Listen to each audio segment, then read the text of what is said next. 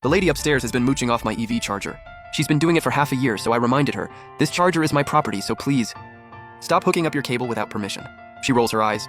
Electricity at home isn't even expensive. Why are you so stingy? I just smiled and didn't say anything. Starting the next day, I drove to the dealership to charge every day and didn't come back to the complex for 2 weeks. The property manager messaged me on WeChat, Xiaolin, I'm literally on my knees, please come back. I replied with 4 words, not my problem. The air in the underground garage always has this moldy smell mixed in. Today it also reeked of cheap cigarette smoke. My parking spot is on the corner of Section C, nice and wide. It fits my SUV easily, and there's even extra space next to it. But that extra space is now piled with cardboard boxes, a plastic stool with one leg broken, and an old little scooter car covered in dust. That black charging connector is like a greedy leech right now, plugged into that little car's charging port. The indicator light is happily flashing green. I didn't even get mad. I actually laughed. This was the 5th time this week. The numbers on the meter were flying. Like every kilowatt hour was mocking me for being too soft. Auntie Wang from upstairs is walking over with a bag of kitchen trash, slowly, all swaying side to side. She sees me by my car and doesn't look embarrassed at all. Instead, she tosses the trash right by the pillar next to my spot. Gross, soupy garbage juice splashes onto my tire. Her face, caked in pale makeup, crinkles up into a smile. Oh, Xiaolin, you're back! But her eyes are locked on the Hermes in my hand, quietly sizing up the price. Auntie Wang, this charger is mine, and I'm the one paying for the electricity. I pointed at the charging connector that was still running. Not loud, but crystal clear. She smacks her lips, and that street hustler attitude kicks in instantly.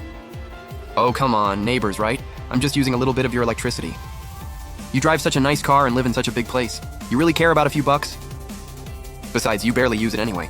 Leaving it idle is a waste. Classic robber logic. I didn't say anything. I just stared at her. When she saw I wasn't responding, she got even more smug, and even patted my hood like she owned the place, leaving a greasy fingerprint. Anyway, my son says this is called sharing resources. You live alone. We're a family of 5. Helping us out earns you good karma. Don't be so petty. You'll see us all the time, you know. Good karma? More like building resentment. For once, I didn't try to reason with her. I didn't even get angry. For people who treat mooching like a skill, and mistake other people's manners for weakness, talking sense is just wasting breath. All right, you're right. Distant relatives don't beat close neighbors. I nudged up my gold-rimmed glasses and pulled on a perfectly fake smile. She froze for a second, then grinned smugly, showing a mouthful of yellow teeth, like she'd just won a war. Now you're getting it. Young people should be sensible. Oh, and your spot is pretty big. When my son comes home and there's nowhere to park, he can just park here for the night. You don't really go out at night anyway. Give her an inch, she takes a mile. I nodded. Sure, do whatever you want. She walked off completely satisfied. And on her way out, she even swiped the bottle of water I'd set on my trunk. Back in my car, the smile vanished. I opened the app and connected to my charger's admin panel. Because earlier, for convenience, I had it set to plug and charge mode, so anyone could use it as soon as they plugged in. I swiped on the screen, found the permissions tab, turned on remote lock, and set it so only authorized accounts could start charging. Then I called the dealership, booked valet charging for the next 2 weeks, and asked the electrician who usually helps me with wiring to come by tomorrow, not to fix the charger, but to install something for me. Last thing, I booked a flight to Sanya. You like to take advantage? Fine, then take advantage all the way. I dug the hole for you already. Hope you enjoy jumping in. The ocean breeze in Sanya was hot and salty, kind of sticky on my skin. But it smelled 1,000 times better than that moldy garage. I laid back on a beach chair at the hotel, with an icy pina colada by my side. My phone screen was lit up, showing the live security feed of my parking spot, so I could see everything clearly. I even upgraded to a 4K camera, with top-tier audio too. On the screen, a white rideshare car was awkwardly backing into my spot. Behind the wheel was Auntie Wang's precious son Wang Bao. The guy's in his 30s, dreaming non-stop about getting rich overnight. Complaining work is tiring, complaining delivery is miserable, so he ended up driving rideshare. And even then, he's lazy. 3 days on, 2 days off. He parked all crooked, the front bumper almost kissing the wall. Wang Bao got out, yanked out the charging connector like he'd done it 1,000,000 times, and went to plug it into his own car. After he plugged it in, he stood there for a few seconds, but didn't hear the familiar hum of electricity, so he pulled it out again, blew hard into the port, plugged it back in, still nothing. The charger's light was totally dead, wouldn't even give him a red light. Wang Bao yelled toward the stairwell, "Mom! This junk is broken!" His voice echoed through the empty garage, so loud it hurt your ears.